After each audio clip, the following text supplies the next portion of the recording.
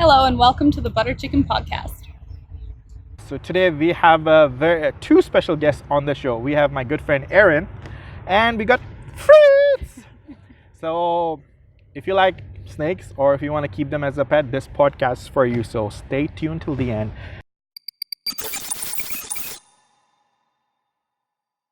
So welcome to Butter Chicken Podcast, Aaron. So how are you doing today? I am doing great. How are you? I'm doing great. Thank Awesome. you for coming, and thank you for bringing Fritz on the show. How you doing, Fred? So what kind of snake is this? Like what kind of species? What kind of species is this one? Fritz is a southern pine snake, so they generally come from the Florida region, warmer climate. He specifically came from Toronto as he's been captive bred, so he was from egg to now in captivity, so he's never actually been a wild snake. His coloring here, he is leucistic, so he's missing a lot of pigment. So normally in the wild they would be like tans, beiges, some even get kind of like a purple color, and some have patterns, some don't.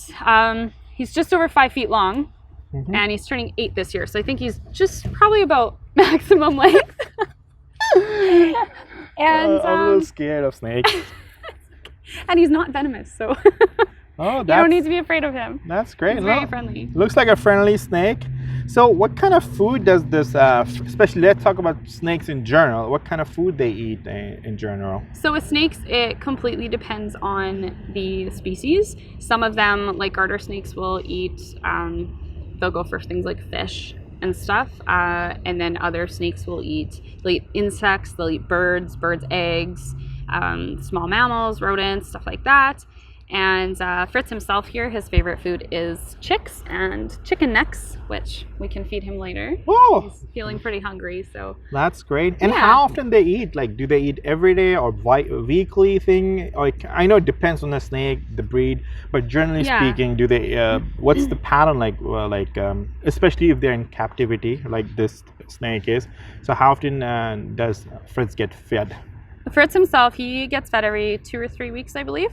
He's going on 5 weeks right now without eating, and that's just due to the regular 2 or 3 weeks, but then he was in shed, and a lot of snakes don't feel like eating when they're in shed. It takes a lot of energy out of them to shed their skin, so they generally just don't feel like eating. Yeah. And as you said too, it depends on the snake, it depends on the circumstances. When they're younger, you feed them more often as they're growing, and once they're older, you don't need to feed them as often. Then you've got snakes that are ambush predators. So if you have something like a Burmese python that is 11 feet long in the wild, they're less about the chase and more about waiting until something runs across their face. So they can go 5-6 months without eating. Oh, really? For that long? Yeah. Wow. And let's talk about Saskatchewan. So what kind of snakes are there? What type of snakes that we have? I know one thing. I think I went to for camping Grassland National Park. Yep. There was a warning about rattlesnakes, and I freaked out and I was excited, but I don't end up seeing any there, so I was a little disappointed. Yeah, we've got 9 different species of snakes in Saskatchewan alone. 3 of those are garter snakes. They're different. We have the, I believe, red-sided garter snake, the wandering garter snake, and the plains garter snake. Yeah. Then we have the red-bellied snake. Which one? Red-bellied snake. Okay. We've got a smooth green snake. What am I at now? 3, 4, 5. Prairie rattlesnake. We have the bull snake, the western hognose, and I'm forgetting one. Think about it. Forgetting. Oh, the yellow-bellied racer. Oh, wow. Yeah. So let's talk about one thing, and I think a lot of people will have this misconception. I had it growing up. I'm sure that now I know for a fact, like not every snake is a venomous, right? It depends on the surrounding, the region where the snake is. So do we have any, rattlesnake will be the only one that I can think of being venomous in Saskatchewan. Oh, let's start with what's the difference between poisonous and venomous snakes? Poisonous and venomous. Okay, so not even just snakes, but in general, something that is, this is the best way to teach it, is something that's poisonous is something that you ingest. Yeah. And then something that's venomous is something that's injected more so. So you look at black widow spiders, they're venomous, they bite you. Whereas you look at something like a poison dart frog, and that's something that when they're ingested, like food poisoning, etc., right? So rattlesnakes are definitely venomous. They're not poisonous. If you eat one, you're not going to die. Oh, really? Yeah. Oh, that's a difference, right? That's good to know. I will never eat a rattlesnake. I don't know if people eat rattlesnakes, but in some places they do. Yeah. Really? Yeah. I'll be freaked out. Yeah. But no, that's great. And also, like, how hard is to keep them as a pet? Like, do they, like, for pets, like, dogs or cats? Like, there's some work that needs to be Yeah. do. What about snakes? Do they just keep them in a fish tank or snake tank? That I was. Not overly difficult. It really just depends on, obviously, something like the size of the snake that you're getting, the type of the snake that you're getting. Some of them are pretty simple, and you can keep them in their tank and feed them rats and hang out with them a while. Other are a lot more high maintenance. They need a lot more humidity control in their tank, stuff like that. A lot more space. Some of them need literally entire rooms in your house that are meant for them, obviously. For the bigger snakes, yeah, right? If you've got like a 12-foot snake, you're not going to be keeping it in a small enclosure. Yeah.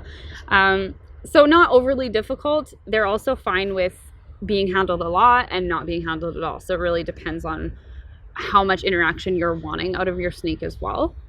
If you just want it to keep you company and just keep it in the room, then that's fine. But if you want something that you can handle all the time too, they're also adaptable in that way too.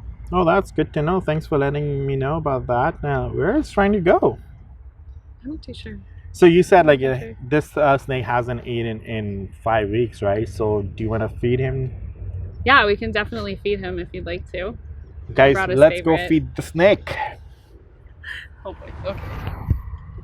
So we're gonna feed this snake one more chicken. Okay, so do I hold this? So I'm gonna eat it. Oh, the snake is gonna eat the chicken. Okay, here we go. So I would just put it down a bit and don't put your hand so close to him. Just make sure the chicken is the closest. Okay. And get it a bit closer because you can smell me right now. There we go. Can I leave it there? Yep. Oh, look at that. He got his bite. Wow, look at that. He's so excited to have that chicken right now. So he likes chicken, right? He does, yeah. His favorite food, chicks, newborn chicks, and obviously not alive, and chicken necks. Chicken necks, wow. Do you think he would like barbecue chicken? We could try. I don't know how happy his owner would be, but we could try. Barbecue chicken. Yeah. Look at that. He looks so excited and happy. It's food time. Nom nom nom nom nom nom nom. Oh. See something else I can't remember. I can teach you so many more things about snakes. Look at that. This is my first time actually seeing in front of me getting, because every time I went to zoo and I wanted to feed the snake to see, but now I can see it just in front of me. So it's kind of very exciting to see, how snakes eat. Is he having a hard time eating that chicken right now? He'll get there.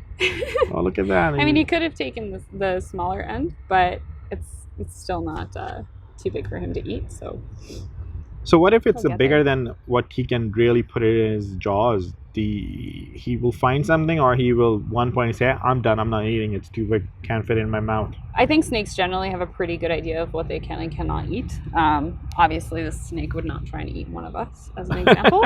However, I do know that some snakes, especially when they're juveniles, really don't have that great of a grasp on things. And as I said earlier, there are some snakes that eat other snakes. And I was working with snakes at one point, and we had 2 snakes that are a bit more of an aggressive species in the first place, juvenile snakes in the same enclosure, same tank, and one of them actually ate the other one and then died. Really? Because it was the same size as it. So they both died. Oh my god. Yeah, so they're not the smartest when they're juveniles. They grow into it. Wow, look at that snake. He's having his meal. Now he's good for like 2 to 3 weeks. He won't eat. Yeah, so we'll probably give him one more chicken neck, and then sure. And then he should be good for a few So weeks. even if you give him a food during, let's say if you even try to feed him next week, he will still eat it? Or it depends on the snake. I feel like they're opportunistic feeders. When given the opportunity, a lot of them do like to eat, but that is how you end up having an overweight snake, which is the thing. So I mean, it depends on the snake. Sometimes they really just aren't hungry. Yeah. So look at that. He just ate that chicken.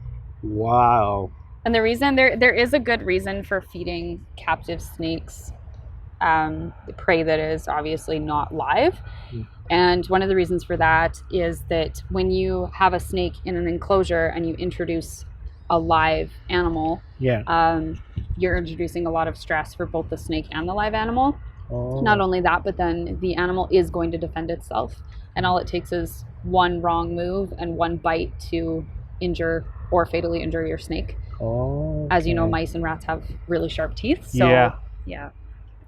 So it's not a great idea to feed him live animals, like especially rats, because it's not. Yeah, and as I said too, it does stress them out quite a bit to have something in their enclosure that's running around and freaking out, and they can't escape it. It can't escape them. So. Especially if they're in captivity, right? Because in wild things are different because they're kind of. He's yawning. He's yawning. Oh, look at that! He's yawning. Is he ready for a nap? He is ready for a nap. We can try one more. He might be too full, honestly, and you can. So now he's just relaxing right after eating the food, and I think it's probably a nap time for him. I think he wants chicken nuggets. And this is all his food right here? Like this is all food? Yep. Yeah, you can see the bulges. So he's got this one that he just ate, and then there's 1, 2, 3, 4, and the chick will be down there. Wow, that's really cool. Yeah. And they're actually about a third of their body is, like, one of their lungs takes up about a third of their body. Oh, really? Yeah. Wow, that is interesting. Now he's happy, and I think he's ready for a nap, I guess, right? I'm ready for a nap after my meal. I'm ready for a nap. And other thing that I want to ask you before we wrap up this podcast, so how big a commitment is to have a snake as a pet? It just really depends on how involved you want to be as a snake owner. Like my friend Steve, who is Fritz's owner, actually takes the snakes to the park. He takes them to events. He really socializes them. Whereas some other people have a snake and they choose not even to interact with it, just have it in its enclosure, feed it. They just like having it around. So it can be a big commitment or it can be a small commitment. Okay, but it will be definitely a different than what having a dog or like where you need a commitment. Yeah. That's interesting. That's good to know. And anything else that we did not add, or I didn't ask you about snake that you want to mention to the people that are watching? Yeah. One thing that I would just like to clarify would be, I think that there are there's obviously a really big fear surrounding rattlesnakes. Yeah. And we do have the prairie rattlesnake in Saskatchewan, but when rattlesnakes rattle, they're not saying, I'm going to come attack you. They're basically saying, hi, I'm here. Please don't step on me. It's just more of a warning of like I'm present. And they don't want to attack you. A lot of people think that snakes want to bite you and they want to attack you, and it's a last resort. So they're not going to chase you down. If you do hear them, walk away, leave them alone, and they'll leave you alone. When they do bite you, there's only a 50% chance that they will inject venom because they understand that you are much too large for them to eat, so they don't want to waste it. It takes quite a while to build up. And as long as you go to the hospital and get medical attention, you'll be fine. Oh, that's great to know because, when I was at the Grassland National Park, I was excited to see them, but I didn't see them. But it was somewhat nerve-wracking to know that you are in the rattlesnake area. So great. I just want to say thank you so much for taking your time out, talking and meeting, introducing Fred to all of us. So thank you so much, and I hope you have a great day. Thank you. And thanks you guys for watching, and make sure you like the Butter Chicken Podcast Facebook page, and thanks.